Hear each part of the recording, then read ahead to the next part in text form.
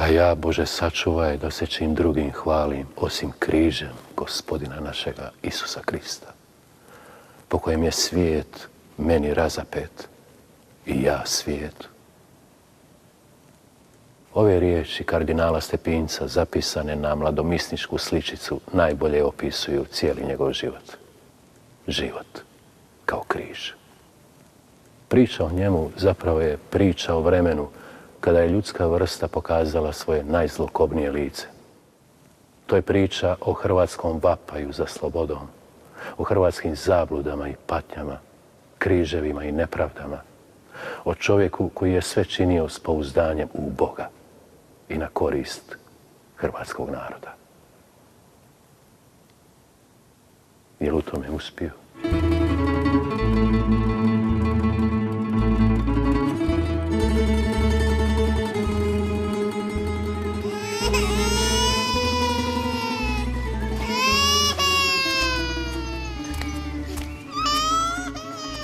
U ovoj kući 8. svibnja 1898.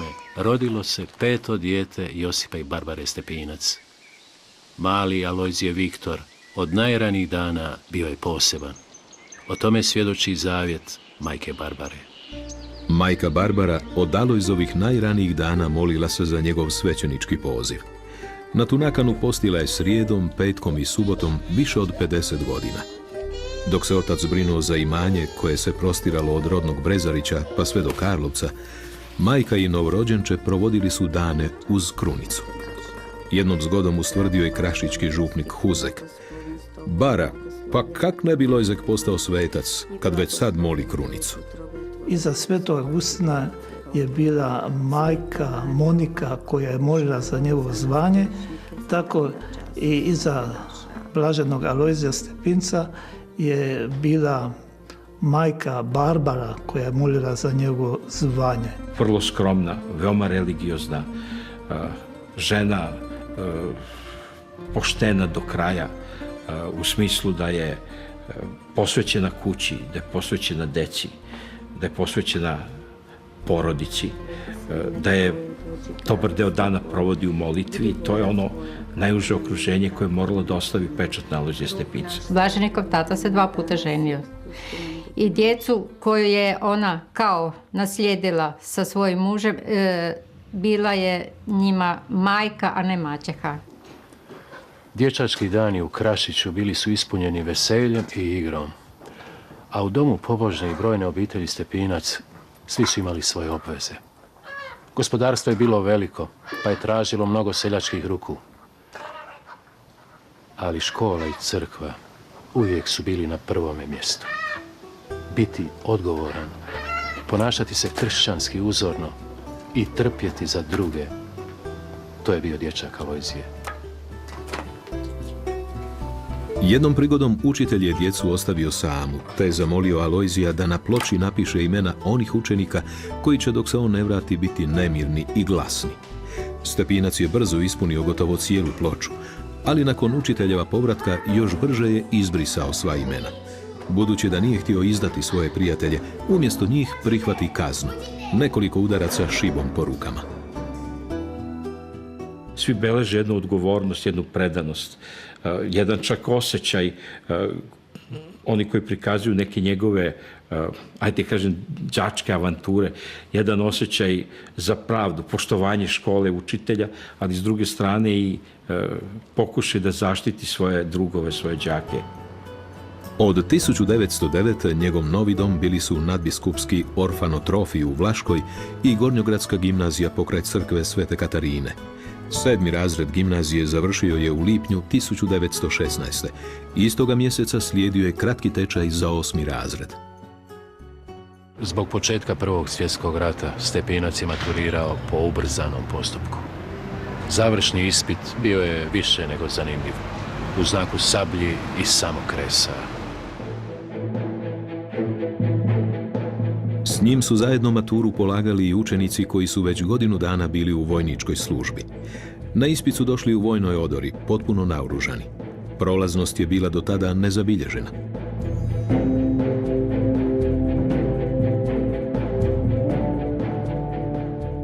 Ubrzo je i Alojzije obukao austrijsku vojničku odoru.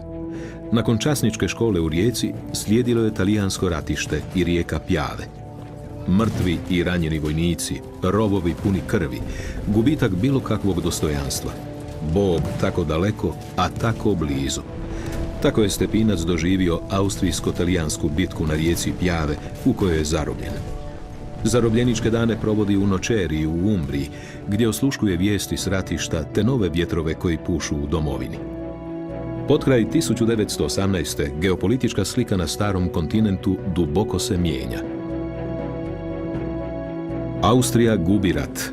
24. studenoga Narodno vijeće u Zagrebu je proglasilo ujedinjenje države SHS s Kraljevinom Srbijom i Crnom Gorom. Zaslugom Jugoslavenskog odbora, na čelu kojega je dr. Ante Trumbić, Stepinac je kao dobrovoljac pušten iz zatvora i prebačen na Solunsku frontu. Došao na Solunski front, ali je došao u trenutku kada je Solunski front već bio probijen. Ali on jeste bio oficir srpske vojske, odnosno oficir SHS još nekih 8 ili 9 mjeseci, bio na službi u garnizonima u Južnoj Srbiji. Svi oni koji govore o njemu kao nekakvom solunskom dobrovoljcu, kao nekome ko se borio za Srbiju, za srpskog kralja, mislim da to je malo ipak pretjerivanje, ali to ne znači da u tom trenutku nije bio puno više za možda jednu jugoslavensku ideju na tragu Strossmayera. Dakle, moramo se vratiti u to vrijeme, dakle u vrijeme 1918. godine. Dakle, što je opcija druga. Nakon povratka iz rata Stepinac odustaje od svećeničkog zvanja, ali na nagovor oca ostaje u Zagrebu te upisuje agronomski fakultet. Poslijeratni građanski život koji on opisuje kao leglo razvrata i niskih strasti ubrzao je njegovu odluku da nakon prvog semestra odustane od fakulteta te se vrati na imanje u Krašić.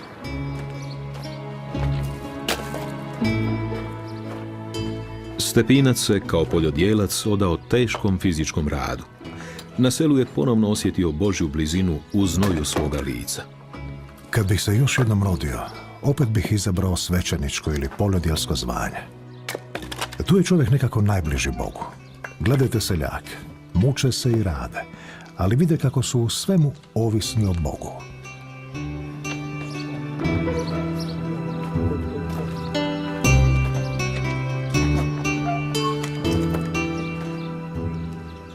Došlo je vrijeme zaruka. Alojzijeva obitelj bila je seljačka, ali vrlo imućna, pa je takva trebala biti i zaručnica. Otac Josip mu je preporučio više djevojaka koje bi donijele bogat miraz, no njegov izbor bila je siromašna Marija Horvat. Alojzije zapravo nije ni poznavao Mariju, nije ni susreo, nego je čuo o njoj, no za njega kao i za ondašnje katolike je bilo jako važno ako ne ideš u duhovni poziv, ako nisi svećenik, redovnik i tako dalje, onda postoji samo jedna alternativa, a to je da se oženiš ili udaš, odnosno osnuješ obitelj. U pismima Marija Alojzija naziva moj fratrić i ledeni zaručnik. Pokušava ga otrgnuti iz svijeta molitve i potpune predanosti Bogu, te ga pridobiti za sebe. Nikada ne bih rekla da je pod onim ledenim oklopom tako topla i srdačna duša kakvu sada pomalo upoznajem. Iz tvojih riječi struji toplina, tako da me sve više pridobivaš za sebe. Na njezine nježne riječi Stepinac uzvraća svojom perspektivom budućeg zajedničkog života. Izbacit ću iz našeg doma svaku knjigu i novinu koja ne odiše duhom Kristovim. Tko nije sa mnom, protiv mene je, rekao je Krist. Ili, trećega nema. Sva pisma odišu duhovnošću, predanošću Kristu, crkvi, požrtvovnošću. Na neki način Marija je zapravo prepoznala, ako tako smijemo reći, duhovno zvanje Alojzija Stepinca. I ne samo da je prepoznala, nego i svojim distanciranjem, u konačnici prekidom toga odnosa, pomogla i Alojziju da se očvrstne u svojoj odluci da krene svećeničkim putem. Kad je se odlučio da ide na put, definitivni na put svećeništva, zaželio poći u Innsbruck, njega su poglavari poslali u Rim i sigurno da mu je Rim dao tu perspektivu širine, univerzalnosti crkve. Rimski Collegium Germanicum et Hungaricum, koji je Alojziju bio dom sljedećih 7 godina, osnovao je utemeljitelj Isusovačke službe Ignacije Loyola za studente i svećeničke kandidate s njemačkog govornog područja, te za one koji su dolazili iz Austro-Ugarske. Paralelno s boravkom ondje, od 1924. do 1931. Alojzije studira filozofiju i teologiju na elitnom papinskom sveučilištu Gregorijana. Ono drugo što je jako zanimljivo iz boravka u Germanikumu je to da su ga doživljavali studenti koji su bili mlađi od njega kao velikog šutljivca. Duhovnik čak govori o njemu u to vrijeme da je on potpun čovjek. Dakle, u smislu da nije imao ni potrebe za nekakvim većim i važnijim odgojem. Dakle, on je već došao tu zaista kao formirana osoba, kao ozbiljna osoba, kao osoba koja je posvećena duhovnosti i svome poslanju. Jedan ljetnikovac u vlasništvu Collegia Germanicum otkriva nam novu stranu studenta Alojzija. Ljetnikovac San Pastore uvelike je oblikovao Stepinca kao čovjeka meditacije, hodočasnika, planinara, a po uzoru na Nazarećanina primio se i tesarskog zanata. On će sam reći da se trudio što prije položiti ispite da bi mogao doći ovdje u San Pastore. Da li on čak mu je bilo draže da dobije možda i nešto slabiju ocjenu kako bi mogao doći ovdje u San Pastore. Ovdje Stepinca susrećemo i kao čovjeka koji se bavio i ručnim radom, pa je bio pomalo i drvodjelja, neka vrsta tesara, izrađivao je, popravljao je ormariće, stolove. Nije bio među najboljim studentima na godini. Prosjek ocjena iz današnje perspektive solidna 3. 1931. bližio se završni ispit. Andiamo all'anno 1931, che è stato l'ultimo anno di frequenza da parte dello studente della nostra università, e in questo anno, sempre nella facoltà di teologia, corrispondente quindi al 4º anno del ciclo di teologia, lo studente, lo ritroviamo anche qui tra gli studenti sempre del Collegio Germanico-Ungarico della provincia di Zagabria, e ha superato l'esame di teologia dogmatica. In questo anno, questa votazione, c'è anche la conferma che lo studente è marcata sia il ritiro del diploma che la consegna del voto finale. Već prije, 26. listopada 1930. zaređen je za svećenika u Zavodskoj crkvi Svetoga Petra Kanizija.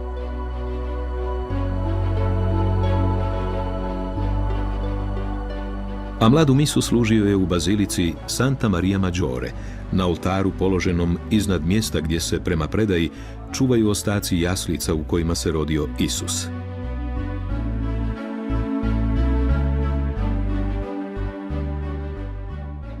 Ubojstvo Stjepana Radića u Beogradskoj narodnoj skupštini 1928.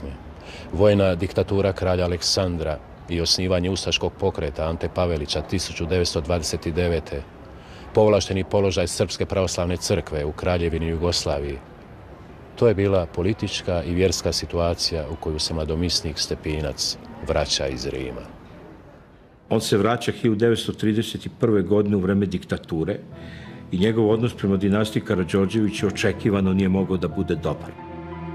Hrvatske političke stranke, odnosno sve organizacije koje imaju u sebi hrvatsko, postaju zabranjene, tako da katolička crkva, koju se nije moglo zabraniti, postaje na neki način nositelj tog jednog otpora i nositelj borbe za ravnopravnost Hrvata u Jugoslaviji.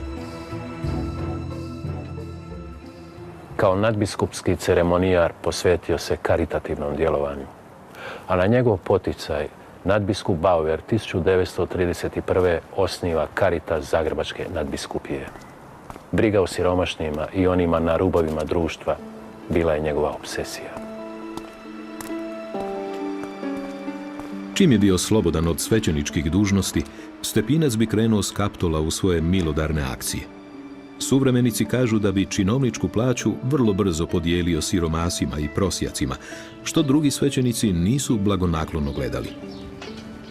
Tada su prosjake na Kaptolu nazivali probisvjetima, koji ne žele raditi i nisu vrijedni milostinje.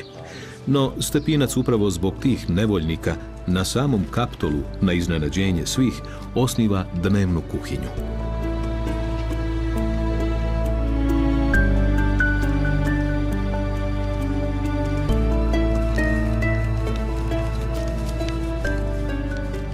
Tu se već profilira Alojzije Stepinac kao jedan izuzetan karitativni djelatnik koji posebice skrbi o djeci koja su tada gladna, kako spisci mnogi govore i gola i bosa, i koje on već 30. godina 20. stoljeća zapravo udomljuje i smješta u obitelji, pa čak i na nešto što se tada zove takozvano zimsko prehranjivanje, kako bi djeca, ako ništa, sačuvala goli život. Početkom 30. godina sve se glasnije na Kaptolu govori da nadbiskup Bauer traži nasljednika.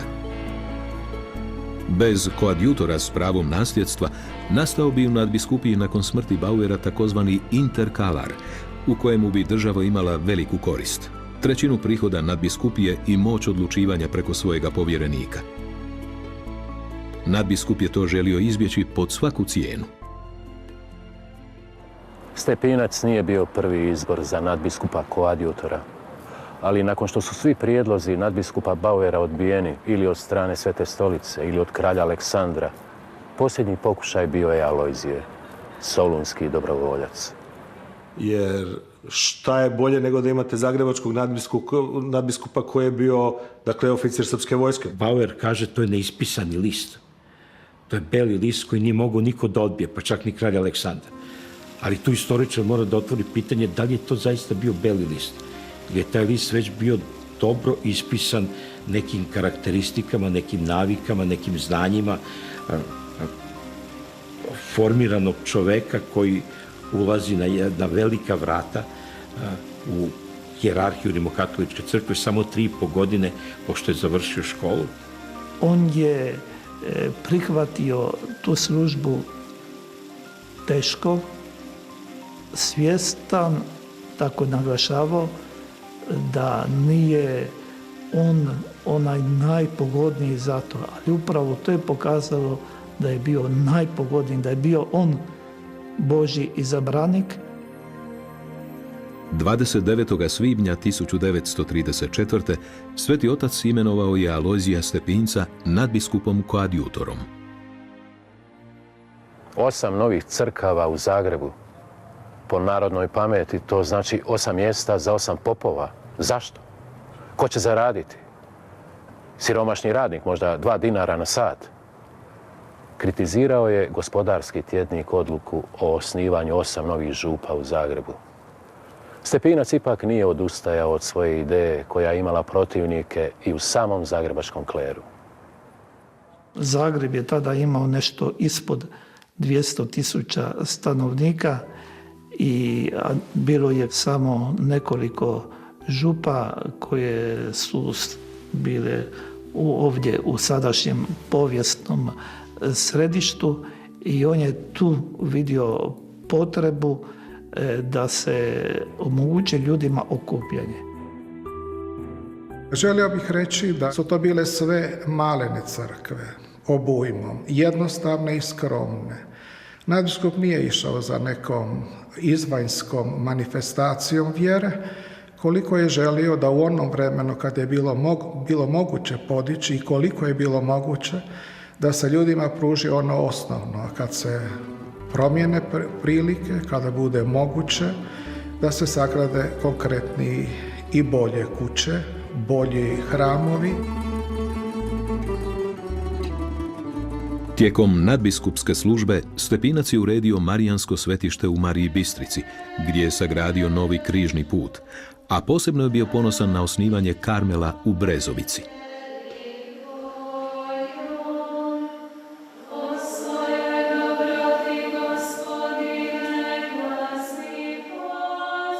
Atentat na kralja Aleksandra 1934.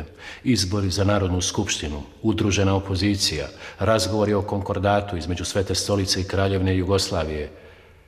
Politička situacija se komplicirala iz dana u dan, a na zagrebačkom Kapitolu teško bolestan nadbiskup Bauer sve nade polaže u svog mladog koadjutora.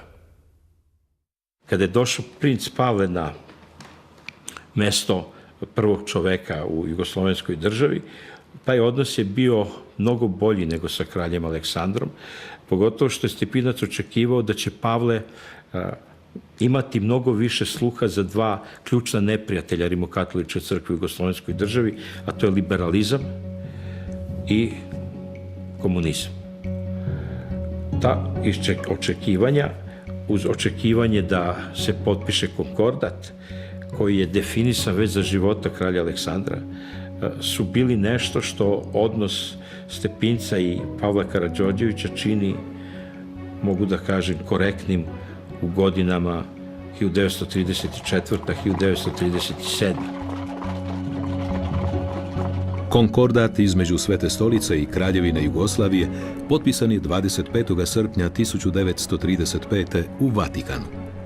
Njime se jamčila ravnopravnost katoličke crkve na području obrazovanja, sklapanja braka, udruženja i novčanih potpora s dotad protežiranom Srpskom pravoslavnom crkvom.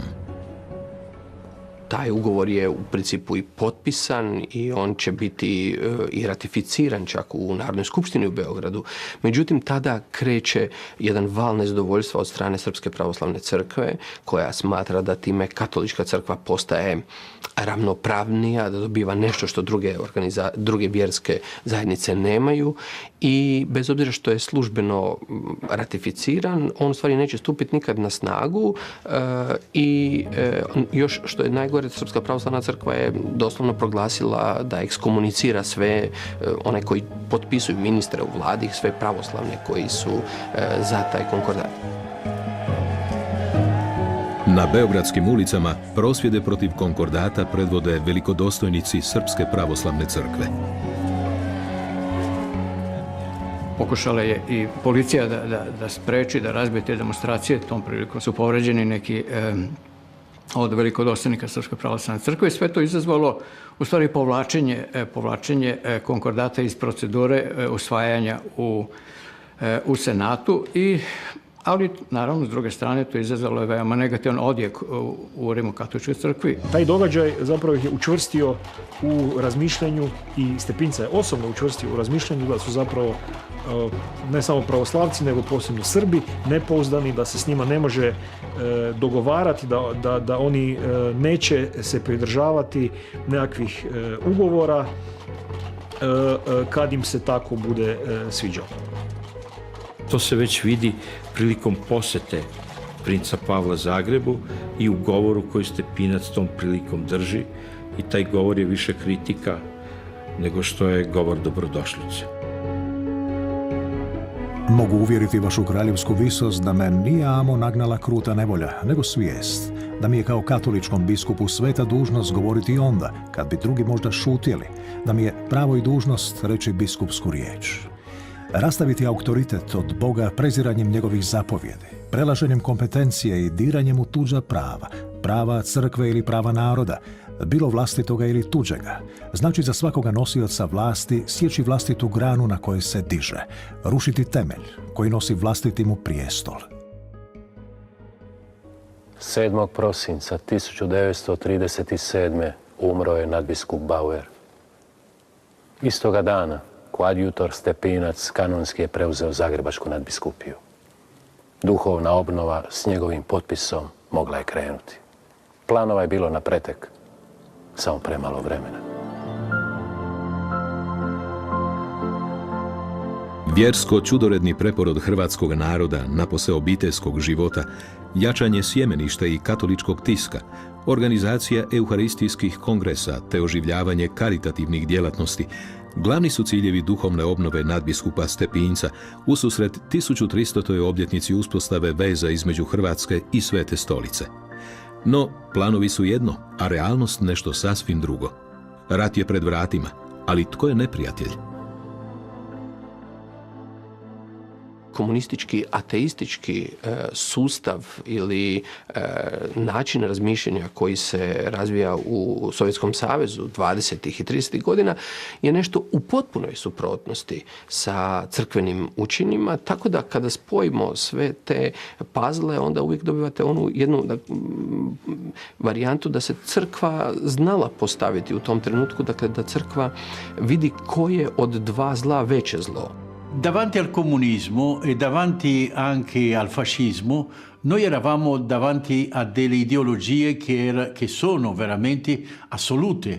Cioè, per essere comunista tu non puoi aver Dio. Per essere, diciamo, cristiano tu devi aver Dio.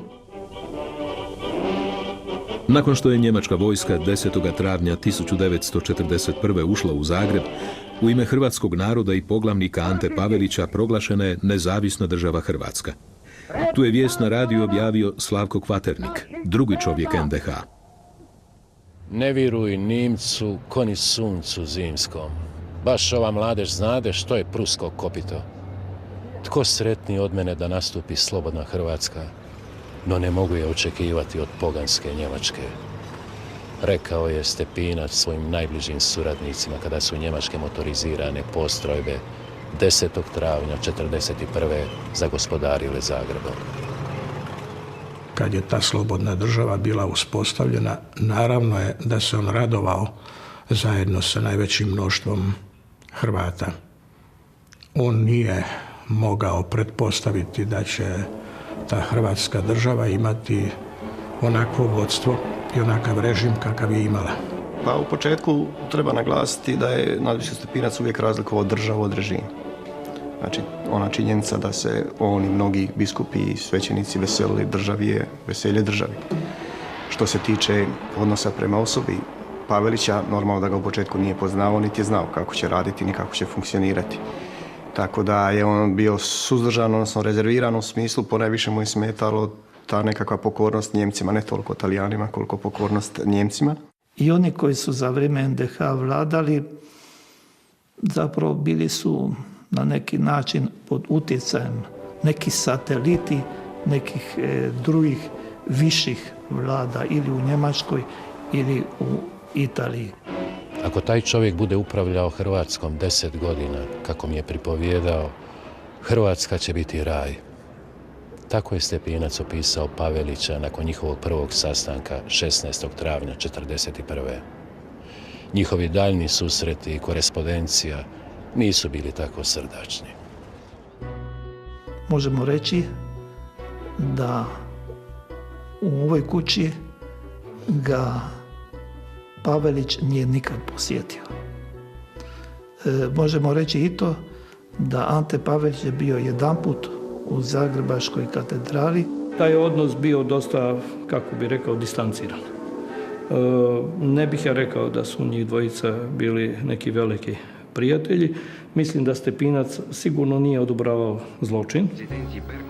Primjerice, kada Pavelić ide u prvi posjet službeni Hitleru u početku lipnja 1941. Na samom kraju sastanka, onako na marginama, između ostalog žali se da, iako je možda kler lojalan, posebno ti niži svećenici, žali se na neke biskupe, odnosno ove najviše prelate, pa čak i Stepinca osobno ističe, iako naravno minorizira njegov utjecaj. Alojzij Stepinac je bio potpuno nebitna osoba u nezavisnoj državi Hrvatskoj u kojoj je bio jedan gazda, a to je bio Ante Pavelić. Tu je bilo manjih šerifa poput Dide Kvaternika, poput Maksa Luburića ili nekih drugih. Međutim, jedan katolički svećenik, koliko god se nezavisna država Hrvatska i ustaški režim pozivao na katoličanstvo, su se pokazali da možda jesu katolici, ali su svakako se nekršćanski ponašali od točke A do točke B, dakle od prvog do zadnjeg dana. Mislim da u toj agendi nitko nije mogao ništa prigovoriti, dakle to što je nadbiskup govorio u stvari nije imalo nikakvog posebnog utjecaja, što u stvari pokazuje i rasplet događaja. Kardinal Stepinac, tada nadbiskup Stepinac, je nastupao isključivo kao crkveni pastir. I on nije čovjek politike, niti je on mogao utjecati na ono što se u politici događalo. Papa Pio XII 18. svibnja 1941. prima Pavelića u audijenciju, ali ne kao državnog poglavara, nego kao običnog vjernika. Poglavnik traži od Svete stolice službeno priznanje NDH, ali papa mu ne izlazi u susret. Kraj rata i mirovni sporazumi papini su uvjeti za priznanje novonastale države.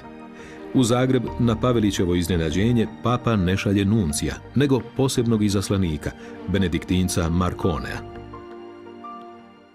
Poseban udarac za Pavelića i za ustaški režim je bila činjenica da zapravo nekakve službene diplomatske odnose Vatikan nije uspostavio sa nezavisnom državom Hrvatskom, nego su čak, da uvreda bude još i veća, zadržali jedno vrijeme i ove diplomate koji su predstavljali zapravo emigrantsku prijeratnu jugoslavensku vladu.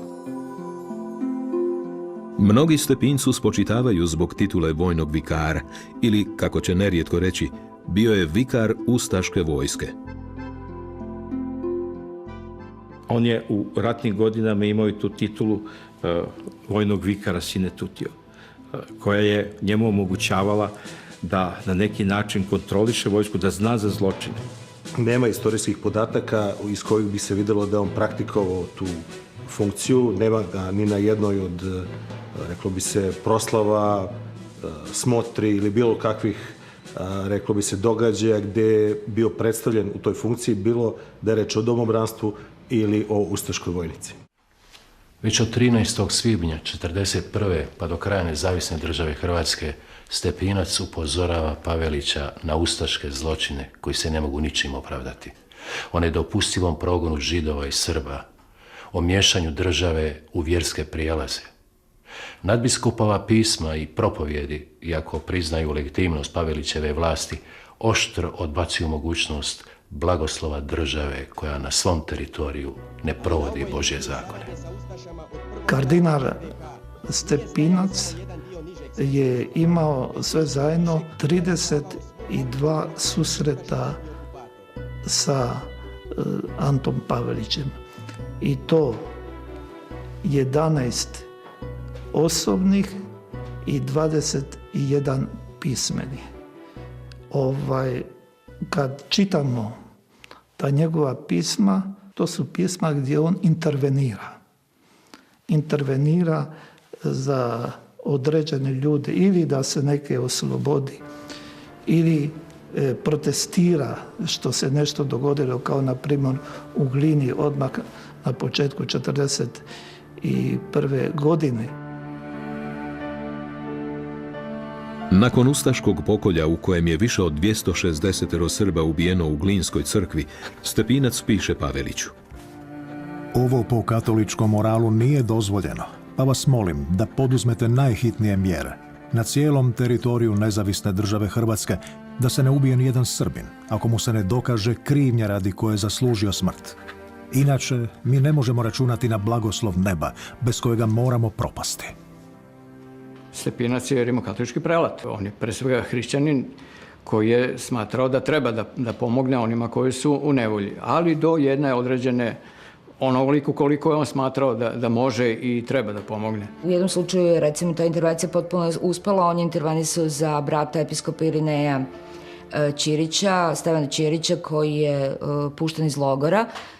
Pri tome opet ne treba zaboraviti da je Stevan Ćirić bio jedan od ljudi koji su podržavali potpisivanje konkordata 1937. godine. On je tada bio predsjednik Skupštine. Postoji ona njegova pisma koja danas izazivaju velike kontroverze, to je dakle gdje on kaže o prevozu Židova u Jasenovac, gdje on koristi, dakle on ne govori da logori ne trebaju postojati, nego da samo ljude, i to koristi rasnu terminologiju, on govori o nearijevcima, nearicima, dakle da ne treba ih baš prevoziti kao životinje u neljudskim uvjetima, nego da treba ipak malo humanije uvjete. On je nastao konkretne ljude u konkretnim uvjetima spasiti. Njih ustaše zovu nearijevcima, dakle Židove. Znači on apelira ili prosvjeduje kod te iste ustaške vlasti, koristi doduše njezinu terminologiju, ali ne znam koju bi terminologiju drugu. On zna da svakom ratu postoje logori. zarobljenički logori, ovakvi ili onakvi. On zna da ne može zaustaviti ustaški režim i kaže im ne možete imati nikakve logore, to je svjestan svoje nemoći u tom smislu, ali kad već postoje logori, onda molim vas, ponašajte se humano. Cilj je pomoći, a ne izazvati animozitet s druge strane da svaka pomoć bude onemogućena. Ne može doći Pavelić ili nekoga na kojega apelira, od kojega traži zapravo pomoć da se ti ljudi oslobode ili da budu humano tretirani i reći mu, ne znam, ti si zločinac, krvolokovac, dakle to logično je da bi prekidalo svaki daljnji razgovor i svaku daljnju mogućnost razgovora. Holandski biskupi su postupili potpuno drugačije. Oni su otvoreno pozvali na zaštitu, kao zajednica su pozvali na zaštitu, recimo tamošnje jevrejske zajednice, pošto je ona tamo bila ugrožena. Nizozemski biskupi su 1942. godine napisali ono čuveno pismo i dali da se čita po svim župama, po svim crkvama u Nizozemskoj. I tu su očitovali svoje protivljenje nacionalsocijalizmu. Odgovor Hitlerov je bio nakon toga da je pokupio 40.000 Židova i da je zapravo potjerao ih sve u logor. Držim da nam ne može služiti na čast ako se kaže da smo najradikalnije, to jest najokrutnije riješili židovsko pitanje. Rješavanje tog pitanja smije značiti jedino kažnjavanje nepravda koje su Židovi počinili, no ne može dati pravo da se individualno nevine ljude progoni. Ove riječi napisao je Stepinac ministru unutarnjih poslova Artukoviću 7. ožujka 1942. vezano uz deportaciju Židova u logore. Ubrzo će nadbiskup privatne korespondencije i intervencije sve više zamijeniti i javnim kritikama režima. Mi znamo da je on održao propovedi protiv rasizma i protiv progona onih koji misle drugačije, ali isto tako mi znamo da on nikada nije ni pomenuo Srbe i Jevreje pojedinačno, niti se javno založio za njih kao takve. Katolička crkva uvijek je osuđivala, a i danas osuđuje svaku nepravdu i nasilje koje se počinja u ime klasnih, rasnih ili narodnosnih teorija. Ne može se istrijebiti s lica zemlje inteligencija, jer to možda prija radničkoj klasi kao što je učio i učinio boljševizam. Ne može se istrijebiti s lica zemlje cigane ili židove, jer ih se smatra inferiornom rasom. Ako se budu na laku ruku primjenjivali principi rasnih teorija koje nemaju temelja, da li uopće postoji za bilo koji narod još kakva sigurnost na zemlji? Perché ci sono dei documenti, delle lettere di Stepinac a Pavelic per quanto riguarda l'atteggiamento contro gli ebrei o anche la repressione di popolazioni serbe in cui Stepinac protesta apertamente contro Pavelic e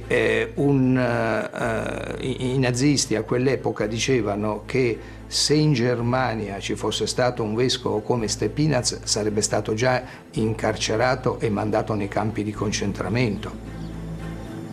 Najveći logor u NDH bio je Jasenovac. Prema današnjem popisu, u njemu je stradalo oko 85.000 ljudi. Bili su to pretežno Srbi, Židovi i Romi, ali i Hrvati koji se nisu slagali s novom ideologijom poglavnika Pavelića. Logor Jasenovac je bio jedno prilično brutalno i krvavo mjesto, što znači da ovdje nije bilo tih plinskih komore, nije bilo tog industrijskog načina ubijanja ljudi kao što se to događalo u nacističkim logorima. Tako da su žrtve ubijane na različite načine, od streljanja pa do tih brutalnih egzekucija koje su se događale s jedan direktan kontakt između počinitelja zločina i žrtve hladnim oružjem, pa isto tako do bolesti koje su vladale u logoru. Isto tako što znamo o posvjedočanstvima preživjelih logoraša da nije bilo dovoljno hrane u logoru i da je to bio isto način mučenja logoraša, da su bili prisiljeni na težak fizički rad, a nisu imali dovoljno hrane da bi mogli izdržati takav rad. Miroslav Filipović Majstorović personifikacija je povezanosti Katoličke crkve i logora Jasenovac.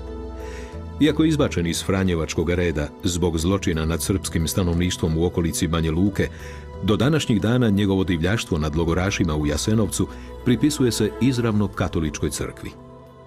To što je on očito, to bi se možda moglo pripisati nekakvoj poremećenosti, znao nastupati u logoru, navodno u svećeničkom ruhu, to je druga stvar, ali to ne negira činjenicu da on nije bio svećenik kada je bio u Jasenovcu, kada je činio zlodjela za koja znamo da je činio. Bilo je onih koji su primjerice studirali teologiju, pa čak i neki koji su se sami prikazivali kao svećenici, ali to zapravo nisu bili. Antagonizam između Stepinca i vrha NDH sve je snažniji. 27. listopada 1943. zbog suradnje s partizanima, Njemci su likvidirali Miju Stepinca, nadbiskupova brata. A u veljači iste godine Stepinac se obraća Paveliću u povodu neuspješne intervencije za 7 slovenskih svećenika koji su deportirani u Jasenovac. Iz svega moram zaključiti da su svi pobijeni. Reći će se da su bili protudržavno raspoloženi. Zašto nisu izvedeni pred sud? Ovo je sramotna ljaga i zločin koji vapi u nebo za osvetom, kao što je sramotna ljaga čitav Jasenovac za nezavisnu državu Hrvatsku. Rekao bih da je taj slučaj tih slovenskih svećenika u Jasenovcu i ubojstvo Stepinčeva brata nešto što je, rekao bih, dosta utjecalo na to da on 1943. upravo te godine najjasnije, najoštrije osuđuje režim. Mnogobrojne Stepinčeve intervencije za spas Židova, pogotovo onih koji su prešli na katoličku vjeru, nisu uspjele. Njemci su čak deportirali Židove iz staračkih domova, ali su ipak Stepinčevim zauzimanjem spašeni starci i starice koji su boravili u židovskom domu Lavoslav Švarc. Zašto ih ustaše i nacisti nisu deportirali? Vjerojatno zato da se na neki način nadbiskupu Stepincu ugodi, pa da mu se evo, crkva se zalagala, pa nećemo deportirati sada sa svih 6 pozicija, nego ćemo 5 deportirati, a ovu ćemo mu ostaviti. I onda je u tim pregovorima uistinu nadbiskup je uspio spasiti tih 60 ljudi.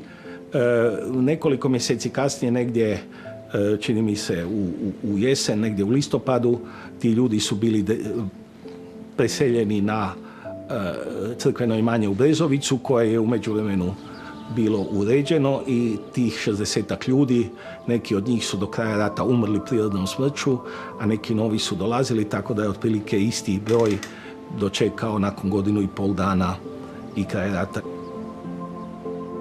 Svjedočanstvo jedne židovske djevojčice kojoj je brat poginuo u partizanima, otac odveden u logor, a majka u zatvor, najbolje nam govori o tome tko je bio nadbiskup Stepinac tijekom Drugoga svjetskog rata. Ruth Dajč spavala je kod prijateljica, a tijekom dana se od Gestapoa i ustaša skrivala u Petrovoj crkvi. I jedna me je opatica primijetila i pitala me šta radim tu. I onda sam ja njoj objasnila i ona me odvela k Stepincu. Ja sam došla gore u Župni dvor gdje je bio Stepinac. Ispričala sam mu kako sam ostala na cesti sama. On je bio vrlo ljubezan, vrlo susretljiv. Bio je... Ja sam vidjela da je tu moj spas. Da ću ja negdje biti smještena i da ću ja na neki način... Ja sam bila gladna, ja sam bila paklenski gladna. A kad su me odveli Stepincu, kad sam došla gore, onda sam se pošteno najela.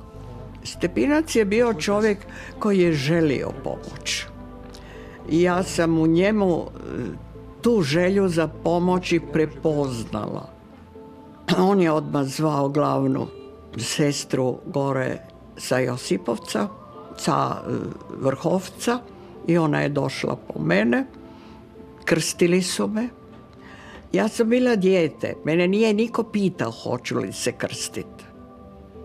Ali da bi mogla biti gore na Vrhovcu među častima, ja sam se morala krstiti.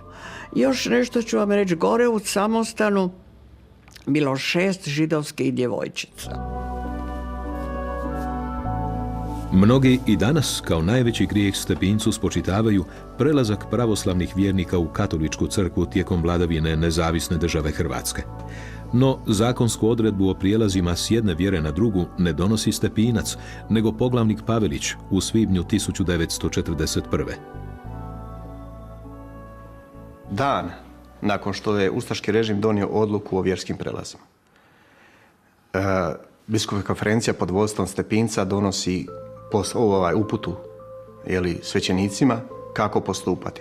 Zapravo strogo pridržavanje svih naputaka, jer to nisu prvi prelasci, prelazaka je bilo i prije, onako kako kanonsko pravo predviđa, po svim mogućim propisima. Međutim, kako je s vremenom pritisak ljudi da bi spasili živote, pa čak i pravoslavnih svećenika prema Stepincu bio da se to ubrza, da se olakša, da bi se spasili živote, onda on rekao u tom smislu omogućite ljudima da prijeđu, a kad rat završi, slobodno se svi mogu vratiti na svoju vjeru. Ja pretpostavljam da je sigurno bilo i toga da bi se narod spasio, međutim, politika države je bila jasna, politika isto tako u tom pogledu jednog dijela klera isto tako bila jasna. Polazeći od načela koje je plemenito da spasimo što veći broj Srba, idemo omogućiti prijelaz u katoličku crkvu pod točno navedenim uvjetima. Koji su to uvjeti? Jedan od uvjeta je pitanje slobode, da slobodno se mogu opredijeliti. Ta sloboda bila je tada silno uvjetovana kad ste vi pred pitanjem života ili smrti. Sad kakva je to sloboda? Da ćeš ti reći onda ja neću prijeći u katoličku crkvu jer ću time sačuvati život. Ni to nije bilo baš sigurno. To znači pod pritiskom, ali ta otvorenost Stepinčeva i prihvaćanje mnogih ljudi da prijeđu u katoličku crkvu, naravno da je spasila mnoge živote. Emilijan Marinović, to je pravoslavni svećenik koji je kasnije postao pakrački biskup, episkop, i koji je također htio svjedočiti u prilog Stepincu na komunističkom sudu, međutim nije mu bilo dopušteno.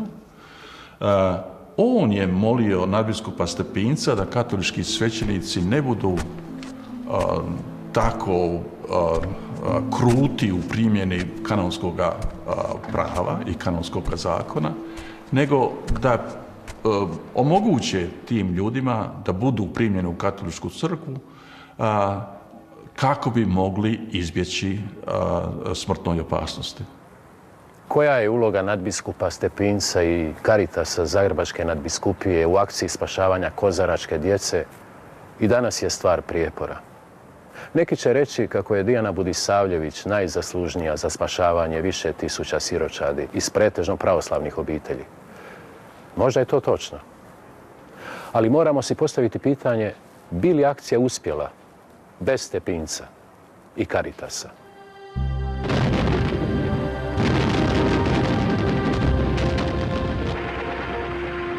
Više desetaka tisuća djece pravoslavne vjere dovedeno je u sabirne logore NDH nakon njemačko-ustaške ofenzive na Kozari 1942. Ostajanje u logoru značilo je brzu smrt, a akcija austrijske humanitarke Dijane Budisavljević, supruge uglednog zagrebačkog liječnika srpske nacionalnosti Julija Budisavljevića, značila je život. Na početku akcije spašavanja siročadi Dijana se za pomoć obraća Stepincu. Opet ovi, da ih tako kažemo, relativizatori povijesne stvarnosti pokušavaju reći, nadbiskup izvlače dakle te prve kontakte nadbiskupa sa Dijanom Budisavljević, eto kao on je nevoljko, ne znam kako gledao na nju, i onda spominju, ali surađivala je sa Caritasom. Ali Caritas nije nikakva dobrovoljna udruga, to je Caritas Zagrebačke nadbiskupije, dakle da bi nešto radila, za sve to mora imati privolu nadbiskupa, dakle Zagrebačke nadbiskupije. Ne može raditi kako želi i što želi. Dakle, stvari su se odvijale sa njegovim znanjem i uz njegovu potporu.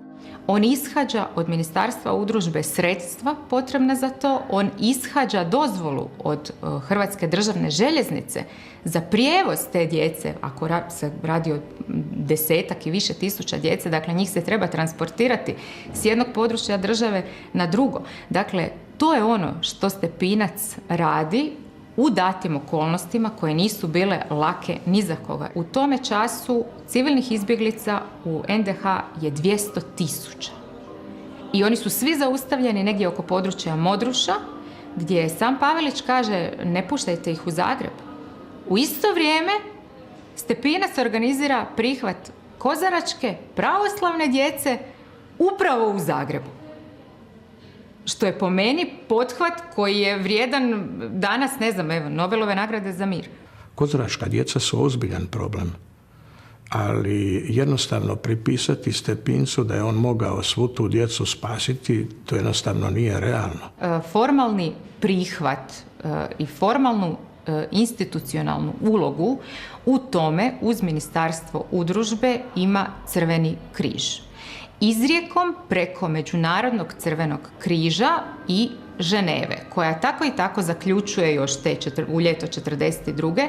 da je najspremniji za bilo kakvo organizirano djelovanje upravo Stepinac. Registrovano je oko 12.000 djece, ali broj, pošto je veliki broj bio veoma iscrpljen i izgubio svoj život ili u samom logoru ili tokom transporta ili kasnije u Jastrebarskom, odnosno u Jaski, dakle, to je koje je trebalo da ima ulogu nekog dečjeg doma ili logora, ili u Sisku. Sisak je u stvari bio najgori dečji logor, gde je preko 70% djece koje su dovedena umrlo. Ukoliko je Crveni križ igdje na svijetu organizirao koncentracijske logore, onda valjda možemo reći da se to dogodilo u Sisku i u Jastrebarskom. Međutim, to je toliko bizarno da naravno da nije slučaj niti ovdje. Dakle, nema govora o logorima, to su bili ad hoc prihvatilišta za djecu, to nisu bila ograđena područja, to nisu bila dislocirana područja. Konkretno kada govorimo o Sisku, govorimo o 4 lokacije koje se nalaze u samom centru grada. U tu priču spada i ona zastrašujuća priča zapravo izmišljotina na onome dječjem domu u Jastrebarskom, gdje je poslijeratna komunistička promidžba na temelju svjedočenja nekih partijskih aktivista izmislila priče o strašnim pokoljima djece, da su navodno časne sestre krampovima i lopatama gdje su bile. Dakle, to su strašne priče koje, kada se pogleda što se tamo događalo, su zapravo čiste izmišljotine, ali dan danas te priče kruže u javnosti, pa čak i u historiografiji. Sve ono što je napravljeno o časnim sestrama koje su bile u Jastrebarskom, sve je to neka propagandistička namjera da se jednostavno oblati one koji su radili u prilog te djece. Stalno zaboravljamo na to koliko je te djece bilo spašeno. Došli su gladni, došli su pothranjeni, došli su izrazito bolesni. Više tisuća života je ipak spašeno. Moj rezon, prema svemu onome što znam iz tog razdoblja povijesti, da je ovo bila najveća humanitarna akcija onodobne Europe. Bez obzira na sve Stepinčeve intervencije, pisma, spašavanja, i dalje se postavlja ono takozvano ključno pitanje. Je li mogao više? Valjda taj nedostatak te javne riječi je nešto što jako boli. A da je Stepinac činio, on je činio, naravno, mnogo će ljudi reći i da jeste činio, ali nije činio sve što je mogao. Ja ne bi čak govorio da li je mogao više prema Paveliću. Mislim, Pavelić nije imao potrebe njega slušati, niti ustaške vlasti. Ali ono gdje mislim da je propustio je javna sfera. Naime, ISA propovjedaonica, ali i u nekakvim javnim nastupima, mislim da je morao više, jasnije, konkretnije kritizirati ustaški režim i ustaške zločine izrijekom. U 48 mjeseci postojanja NDH nadbiskup je uputio 211 pisanih svjedočanstava iz svoje ruke ili iz ureda, 111 propovjedi i raznih nagovora i poruka, to jest 354 puta javno je govorio i zauzimao se pismom i djelom, a to znači u prosjeku svaka 4 dana. Pitanje je da li je dovoljno učinio za Židove i Srbe.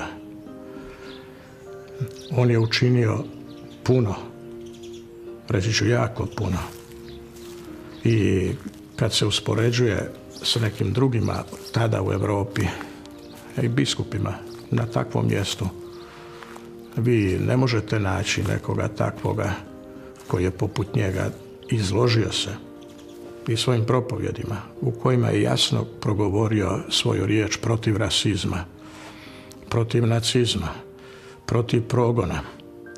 On je na temelju tih načela i djelovao. Da je nastupao nekim drugim tipom, vjerojatno bi bilo zla još više. Vjerojatno kažem, jer ne mogu mu ni ja, ne smijemo ni ja podmetati što je on mogao, što nije mogao.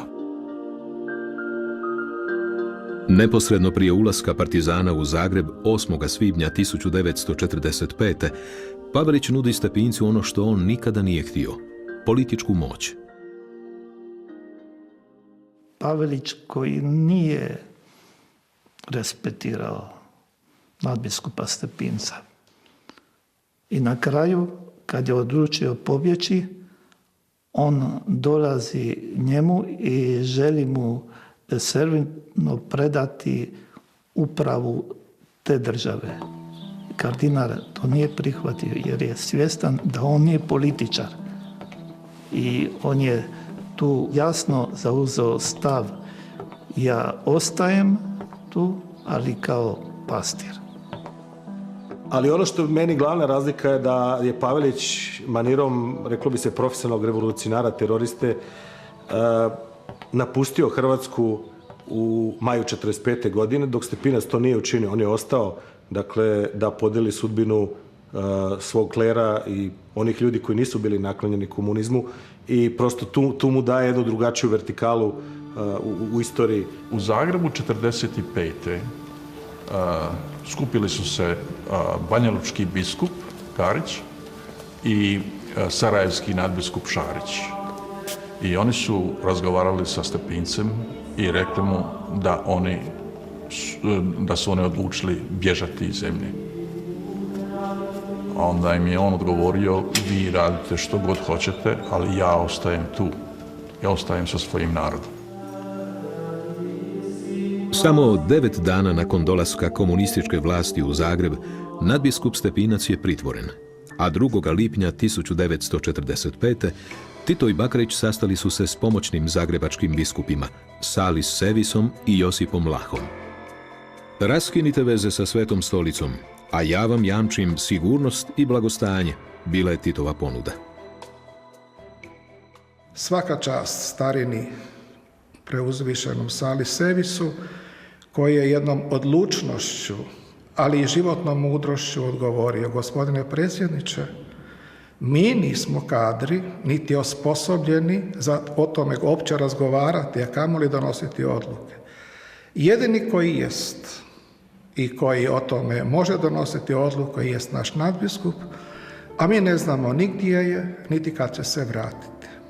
Tito odlučuje pustiti Stepinca iz zatvora da bi se prekosutra sastao sa njim. Iako je komunistička vlast dugo krila da je uopće došlo do tog sastanka, međutim Tito je shvatio da jedino rješenje je da razgovara sa vrhovnim poglavarom, da je ovo sve drugo besmislica, da nema od toga ništa.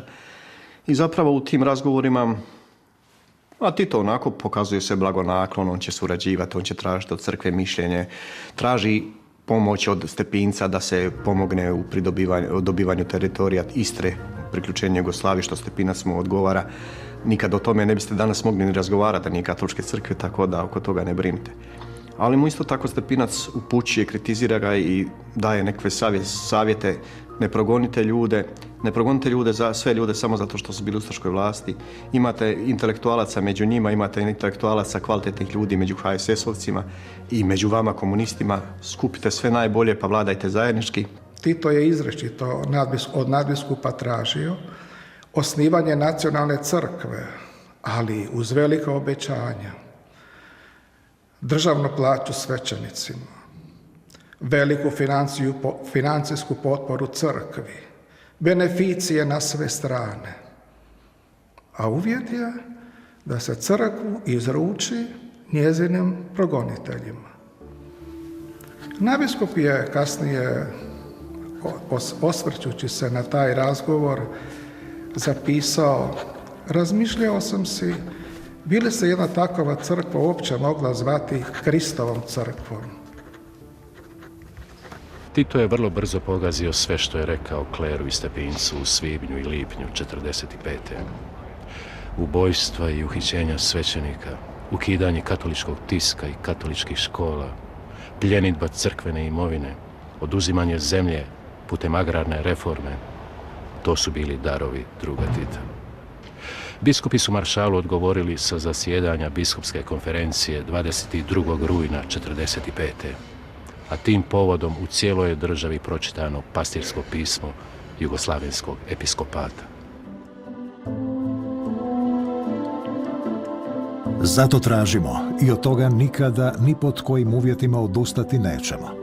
Punu slobodu katoličke štampe, punu slobodu katoličkih škola, punu slobodu vjeronauka u svim razredima, potpunu slobodu katoličkih udruživanja, slobodu katoličke karitativne djelatnosti, potpunu slobodu ljudske ličnosti i njezinih neotuđivih prava, puno poštivanje kršćanskog braka, vraćanje svih oduzetih zavoda i institucija. Nikakva odgovora nije bilo punih 20 dana. Odgovora znači točku po točku što su oni naveli, on ne odgovara, nego kaže, a zašto niste tako prosvjedovali protiv ustaških vlasti? I budući da je to bilo u rujnu, vrlo kratko prije izbora koji su bili u studenom, to je bio zapravo prilično opasan čin za komuniste, tim više jer su do tad već uspjeli ukloniti svu drugu opoziciju. Političke stranke su potpuno marginalizirane, možemo reći probijene špijunima, mnogi od istaknutih političara su pod prismotrom ili čak zatvarani i zapravo katolička crkva ostaje jedina organizirana snaga koja može na neki način vlastitim snagama ugroziti komunistički poredak. Sve tamo dok 15. svibnja 1945. Krajačić, nakon dogovora s Bakarićem, nije pitao Rankovića što konačno učiniti sa Stepincem i tada je Ranković poslao depešu, uhititi ga, staviti pod nadzor i u istražnom postupku dokazati mu suradnju s Njemcima, s okupatorom i protunarodnom djelatnošću. Bila je srijeda, 18. rujna 1946. Oko 5:30. Milicioneri uđu u nadbiskupski dvor i zaposjednu sve hodnike i stubišta. Nadbiskupa su pronašli u kapeli kako se pripravlja za svetu misu. Imamo nalog da vas odvedemo, reče milicioner. A Stepinac odgovori, ako ste žedni moje krvi, eto me. Proces je krenuo onda kada je Tito procijenio da je dovoljno međunarodno u međuvremenu se stabilizirao i da sada to može učiniti. Tek 1945. komunisti imaju apsolutnu vlast u rukama. Kontrolišu osnovnu ćeliju društva, porodicu, sudstvo, školstvo, vojsku od 800.000 vojnika itd. I imaju apsolutnu moć da urade sve sem jedno, ne mogu da slome rimokatoličku crkvu. I suđenje Stepincu je porast tog komunističkog režima. Kad gledamo suđenja Alojziju Stepincu ili kad gledamo suđenje Draži Mihajloviću, dakle ne stavljajući nikakve sličnosti između ovih ličnosti, ali to je obračun sa neprijateljem u tom trenutku. Tu su, nažalost, stvoreni i urezani neki arhetipi koji možda nisu istorijski opravdani, naročito na način na koji je potonja komunistička vlast rukovala tim onim što se desilo u Drugom svjetskom ratu, stvarala predodžbe, stvarala arhetipe. Jedan od takvih arhetipa je suđenje Stepincu, gdje je na njega usredotočeno maltene sva krivica za Drugi svjetski rat.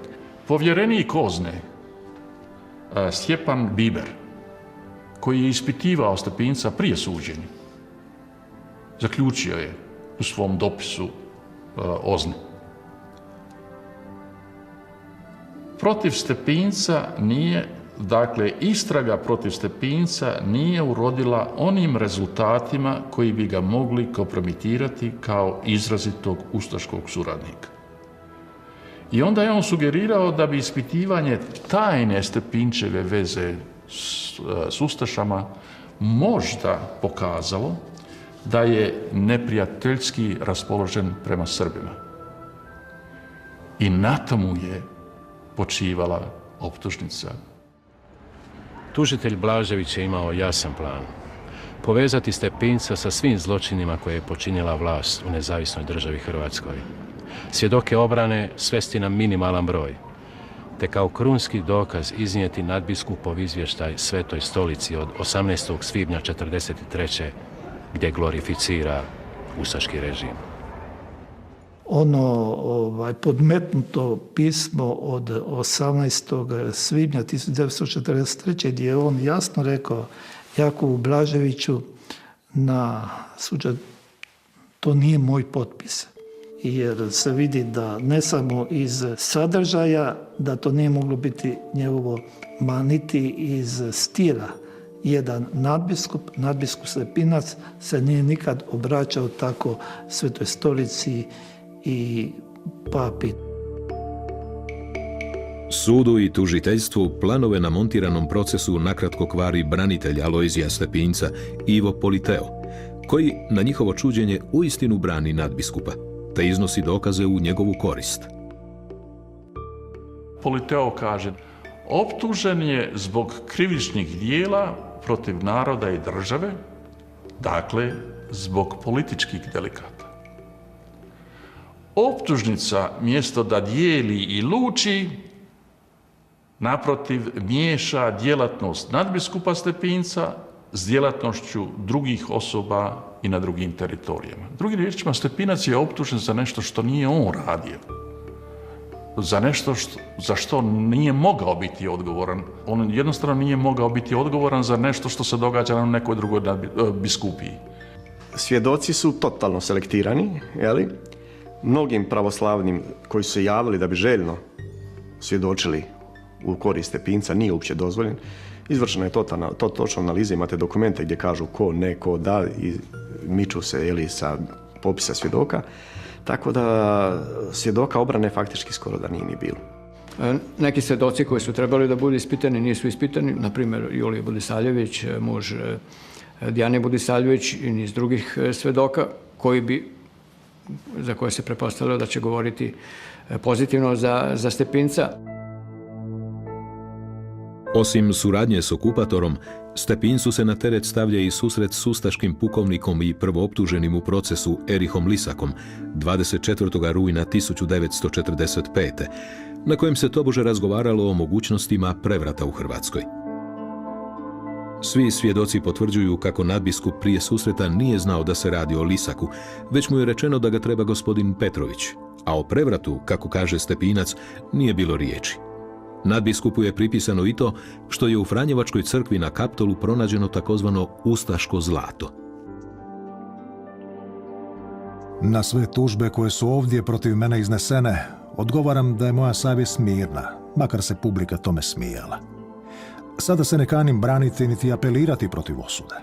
Ja sam za svoje uvjerenje sposoban podnijeti ne samo ismjehivanje, prezir i poniženje, nego jer mi je savjest čista, pripravan sam svaki čas i umrijeti. Njegov govor 3. listopada 1946.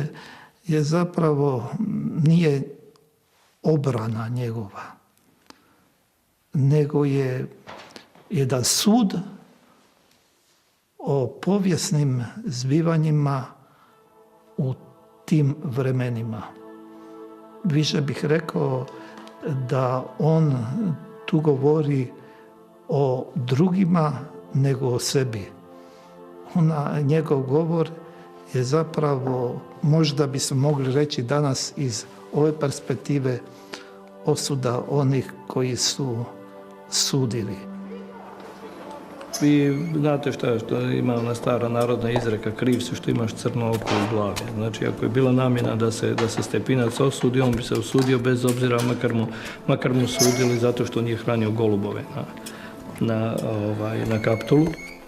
Stepinac je osuđen zbog krivnje protiv naroda i države na kaznu lišavanja slobode s prisilnim radom u trajanju od 16 godina. te na gubitak političkih i građanskih prava u trajanju od 5 godina. Ali nije moralo tako biti. Tito je 1948. godine jednoj delegaciji katoličkih sveštenika rekao otprilike mi smo prekinuli sa Moskvom, vi prekinite sa Vatikanom pa ćemo biti dobri prijatelji. Koliko je Tito zaista kao pragmatičan političar verovao u ideju da se katolička crkva može odvojiti od Vatikana, to je sad veliko pitanje, ali u svakom slučaju smatrao da katolička crkva u Hrvatskoj treba da vodi politiku koja je u skladu sa jugoslovenskom politikom, a ne protiv nje. Verujem da je Stepinac možda pristao na Titovu ideju da izdvoji katoličku crkvu u Hrvatskoj u neku posebnu nacionalnu organizaciju, da mi danas ne bi raspravljali o njemu kao nekakvom lošem ili dobrom momku savremene povijesti, savremene istorije, nego bi on vjerojatno bio pozitivna ličnost.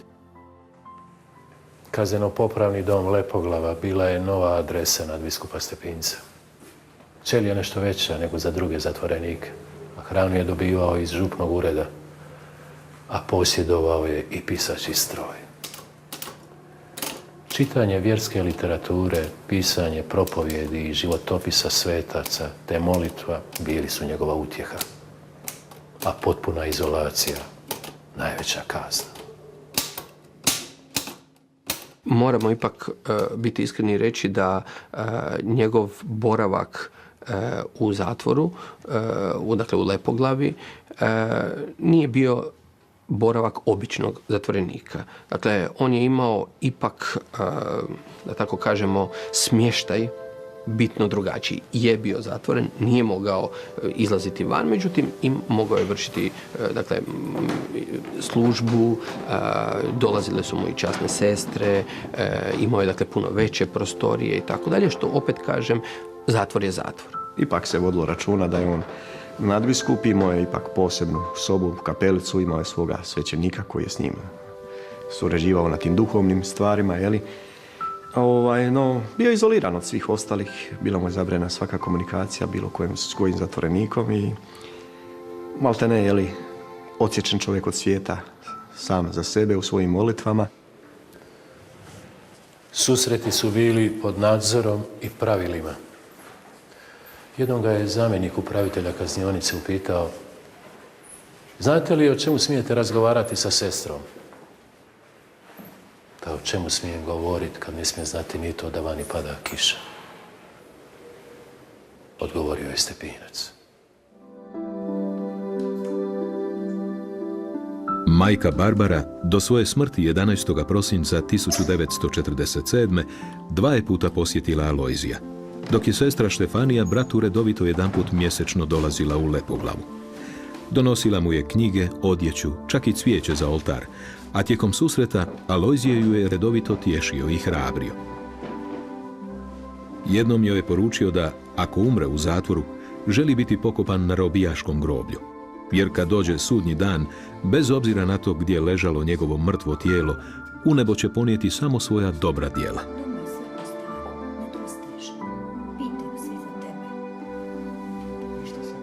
È interessante notare che anche quando si trovava in prigionia e poi agli arresti domiciliari, in un momento in cui non c'era apparentemente ombra di speranza, il cardinale Stepinac è sempre stato convinto che il comunismo sarebbe finito presto, perché essendo un regime intrinsecamente antinaturale era destinato al fallimento, aveva in se stesso i germi, le radici del proprio fallimento.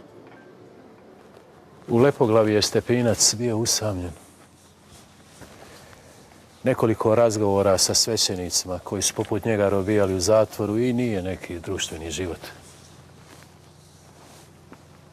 Stoga su mu vrapci i golubovi bili najbolji prijatelji.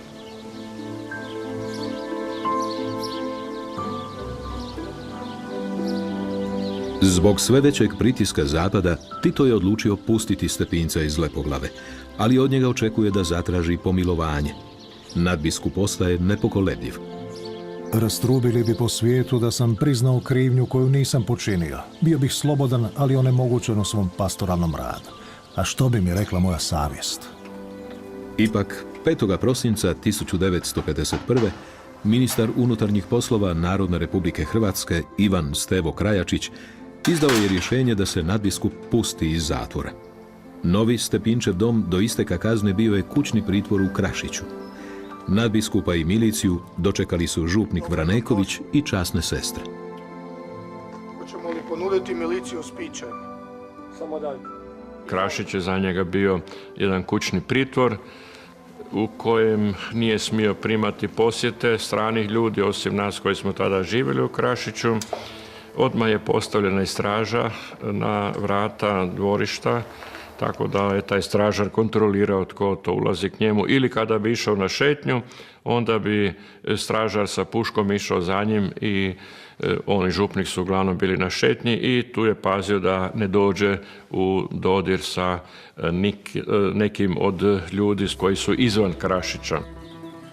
Sastajao se Stepinac i s rodbinom, no uvijek je pazio da zbog njega nemaju problema s milicijom.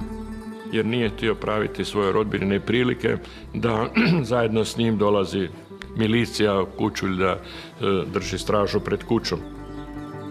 Mnogi svećenici, ali i novinari koji su htjeli razgovarati s nadbiskupom, pronalazili su različite načine kako bi zaobišli milicijsku stražu i došli do njega. Ima zgoda gdje je sestra koja inače nije imala na brigu kokoši zatvarati i otvarati, koja je znala dobro njemački, sestra Salezija, to jutro išla otvoriti, pustiti kokoši van, a našla je sklupčanog nekog njemačkog novinara.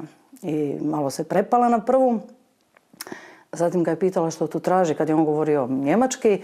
On je rekao da bi svakako trebao doći do nadbiskupa i da su mu rekli da tu pričeka dok će netko doći. Župnik Vraneković je na dar dobio kardinala Stepinca u župu, ali i puno veći porez. Milicija je plijenila krave, svinje, vino, čak i župnikov motor.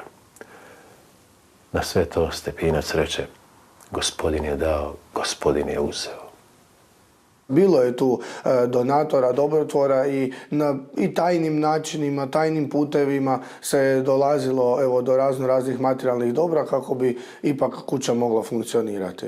Poreznici su im sve oduzimali. Pa onda su žene sa sela nosile kaj se imalo od domaćih proizvoda. Jednom je mama isto išla tako, ja s njom, i on je šetao dvorištem u župnom dvoru, naravno milicija je bila na vratima, i onda malo u pozdravu, u razgovoru dobila sam jednu karamelu od njega. To mi je ostalo kao djetetu u sjećanju. Kada je bila prva pričest u župi, onda je vidio Alojzije Stepinac da jedna djevojčica je bosa, da nema ništa na sebi. I onda je rekao župniku Vranekoviću, molim vas, pronađite mi majku od ove djevojčice. Vraneković je odmah pozvao majku i htio je kupiti cipele, nadbiskup Stepinac, ali on nije imao otkud, nije imao novaca. I onda je molio župniče, možete li mi vi posuditi ne znam koliko tisuća dinara da se kupi cipele maloj curici. Tako je jednom zgodom došao lijepi kaput iz Amerike u paketu. Sestre su se obradovale da će konačno nadbiskup dobiti novi kaput i neće više morati šivati, krpati, stavljati zakrpe na njegov stari kaput. No međutim, nadbiskup je rekao, kad sam bio u šetnji, vidio sam gore dvoje djece, nemaju odgovarajuću odjeću, a zima je tu. Meni taj kaput neće trebat, pa sestre, evo, ja vas lijepo molim, možete li od tog kaputa kako sašiti dvoje hlačice? Sestrama je na prvo bilo malo žao jer su znale da nadbiskup opet neće imati odgovarajuću odjeću, no međutim ispunile su mu želju i od tog kaputa nastale su i dvoje hlačice i još jedan kaputić. Jadni su ti naši stražari, čuvaju svoj kruh. Da jednom ovo svrši, da odem u Zagreb i vjerujte mi, bio bih sretan da im svima mogu prirediti jedan dobar objed, rekao jednom prilikom kardinal župniku Vranekoviću. U svojim molitvama često bi se sjetio upravo svojih tamničara. Ma io penso prima di tutto questo messaggio che ha il cuore del Vangelo, che fa superare tutti i limiti e che non è facile, però la fede ci dà. Cioè la capacità anche davanti a tutte le minacce, a tutte le contrarietà, a tutto il dolore che causa un'ideologia, la capacità di perdono. U to vrijeme, dakle, dolazi u Krašić 20-ak milicajaca. Oni su morali negdje stanovati. I oni su tražili po kućama stanove, oni su imali svoju djecu. Ta djeca su s nama išla u školu. I mi smo se na neki način suživjeli već s takvim načinom života, pa i taj milicajac koji je imao svoje dužnosti. Neki su, vidjelo se na njima da im je neugodno, što moraju na taj način držati stražu. Neki su to držali vrlo savjesno, tako da kad bi on išao na šetnjama, gotovo da su nekoliko koraka iza njega išli. A neki su ga pustili malo naprijed i 50 metara i nisu ga ometali. Isus s bombonima. Tako su djeca zvala nadbiskupa Stepinca. Francek, Ankica, Marinko. Bila je to njegova družba koja mu je mamila osmijeh na lice. Pa je tada jedan mali dečko došao sav zmazan, kako su djeca uvijek se vani igrala, nije bilo tada toliko asfalta i toliko sve, bila sve zemlja i prašina. Onda je bio sav zmazan i došao Alojziju, onda mu je nadbiskup rekao, pa dobro, kako si to došao, sav si tak zmazan, kako si? A on mu je odgovorio, a kaj hoćeš, Lojzek, pa ni danas nedelja. 12. siječnja 1953. Papa Pio XII. Imenovao je na konzistoriju 24 nova kardinala. Među njima je bio i zagrebački nadbiskup Alojzije Stepinac. Od toga dana ništa u Krašiću više nije bilo isto. Milicijska represija dosegla je svoj vrhunac. Možemo reći da je Krašić bio najsigurnije mjesto u tadašnjem svijetu, jer bilo je pod potpunom zaštitom. Mogli su u tom smislu mirno živjeti, s druge strane su živjeli, stanovništvu nije nimalo bilo lako. Živjeti stalno u okruženju policije, suradnika UDBE i tako. Vi ste imali u samoj župi, u najbližoj rodbini suradnika UDBE. Vi niste više znali s kim smijete bilo kakvu informaciju podijeliti, bilo čeme razgovarati. Znači, nikako nije bilo ugodno stanovništvu toga kraja živjeti. Komunistička vlast sve češće ulazi u trag pismima koja Stepinac preko časnih sestara i župnika Vranekovića šalje na zagrebački Kaptol. Trebalo je pronaći nove načine komuniciranja s nasljednikom Šeperom. A onda je župnik rekao, ne brinite, sestra je tu, ona zna kako će. A plan je bio razrađen tako da je sestra išla u naš samostan u Maksimir. Tamo je ostavila poštu određenoj sestri Piji, znači nije ona išla na duhovni stol direktno. Sestra Pija je poštu odnijela prečasnom Janku Peniću, a on je tek odnio na duhovni stol. On je bio ljudski isključen iz redovitog rada u svojoj nadbiskupiji. Ali je iz Krašića on duhovno vodio i zagrebačku nadbiskupiju i čitavu crkvu u Hrvatskoj i on je na neki način postao uporište naše crkve u tim teškim danima. Kako su godine u Krašiću prolazile, zdravstveni karton kardinala Stepinca bio je sve deblji. Tromboza noge, gripa, policitemija. Iako smo preporučili liječenje u inozemstvu, kardinal je takvu mogućnost odlučno odbio. Iz Krašića idem jedino kao slobodan čovjek. 1953. prvi puta se pojavljuju na tijelu blaženog Alojzija Stepinca jedno ljubičasto plave mrlje. I zovu se liječnici iz Zagreba, oni dolaze ovdje i ustanovljuje se da Alojzije Stepinac boluje od bolesti policitemija rubra vera. Bolest koja proizvodi previše crvenih krvnih zrnaca u organizmu. Kardinalovo zdravlje sve je lošije. Ne pomažu ni pijavice, ni puštanje krvi. Stepinac je toliko slab da više ne odlazi služiti misu u Krašićku crkvu. Oltar i klecalo u župnoj kući njegovo su duhovno utočište od ovozemaljskih briga. Danas se sumnja da je kardinal tijekom zatočeništva sustavno trovan. Da li je nekog trovanja bilo, tada sigurno u župnom stanu toga nije bilo, jer tu je bilo 5 časnih sestara koje su se brinule o njegovoj prehrani, da ta prehrana bude i zdrava i nije bilo moguće tada neko posebno trovanje, ako već toga nije bilo prije možda u Lepoglavi. Sigurno da mu je zdravlje bilo narušeno. Problem je u tome da vi imate u kostima jednog čovjeka, mrtvog čovjeka, nađete 23% više olova od normale u čovjekovom organizmu.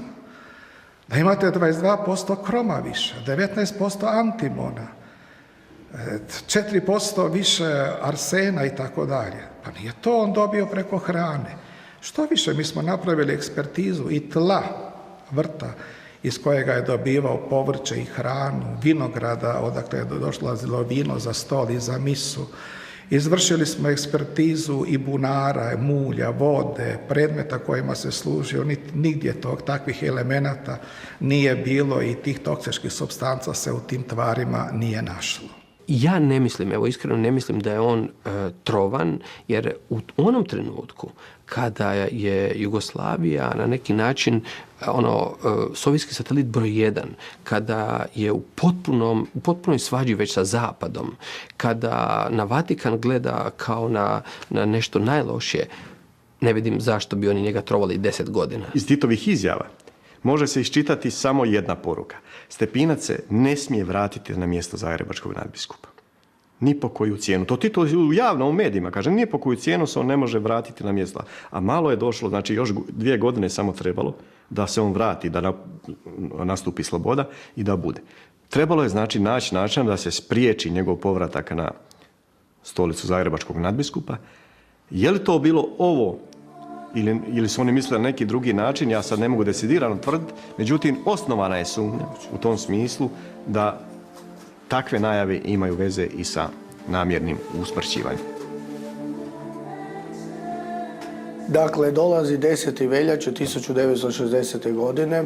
Nadbiskup osjeća da je jako slab i ono što je njemu uvijek bilo neugodno i što nije do sada župnik Vraneković radio, on je zamolio toga dana župnika da ga pomogne presvući. I naravno da je župnik Vraneković došao ovdje, pomogao mu je sve i vidio da je jako loše. Župnik Vraneković rekao, eminenca, dajte da vam dam injekciju, da uzmete tablete. Ali Alojzije je rekao, župniče, pustite sada to sa strane. Uzmite vi lijepo štolu i ispovijedite me. Fiat voluntas tua. Neka bude volja tvoja. S tim se riječima kardinal Stepinac oprostio od ove krvlju natopljene doline suza. Bilo je to 10. veljače 1960. u 14 sati i 15 minuta. Oče naš koji jesi na nebesima, sveti se ime Tvoje, dođi kraljevstvo Tvoje, budi volja Tvoja kako na nebu, tako i na zemlji. Kruh naš svagdanji daj nam danas i otpusti nam dugove naše, kako i mi otpuštamo dužnicima našim, i ne uvedi nas u napast, nego izbavi nas od zla. Amen. Zdravo Marijo, milosti. Budući da je kardinal umro prije isteka kazne, vlast je smatrala da može samostalno odlučiti gdje će biti pokopan. Prva odluka bila je Krašić i župna crkva. Ipak, komunistička vlast u posljednjem trenutku mijenja odluku koju će nadbiskup Šeper priopćiti vjernicima u Krašiću.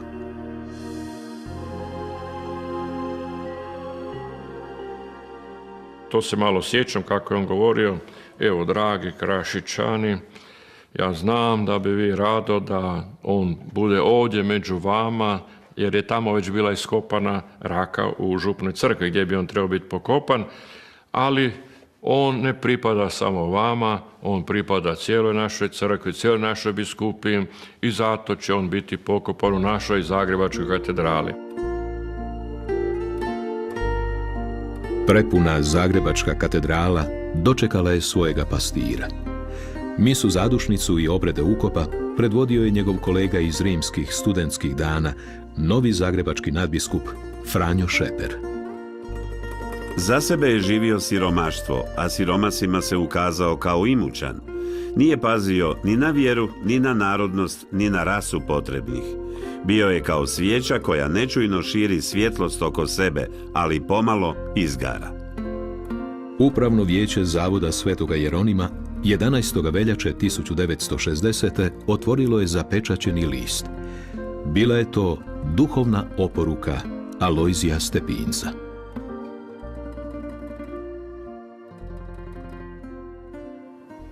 Ja sam si duboko svjestan da nisam bio bez pogrešaka. Ako sam dakle kome što krivo učinio, iskreno ga molim za oproštenje. A svima onima koji su meni bilo što krivo učinili u životu, od svega srca opraštam. Inače ne bi bio dostojan stupiti pred Krista Spasitelja, koji je i na križu molio za svoje ubojice. Oče, oprosti im, jer ne znaju što čine.